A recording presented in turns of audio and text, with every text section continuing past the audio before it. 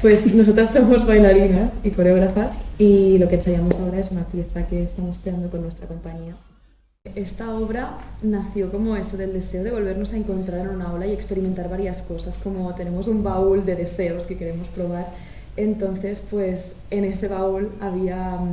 la necesidad de pues, seguir trabajando con objetos, integrar la danza. Y el concepto también que decidimos investigar con todo ese escenario fue la idea de dos personajes que igual se encuentran como en su espacio íntimo de casa, o puede ser una situación, por ejemplo, de un bar o yo qué sé, en una clase, en un estudio, lo que sea, igual donde pueda haber el mismo escenario, pero dos personajes que están como solos en realidad, como en su mundo, o que cada uno tiene sus pequeñas rarezas.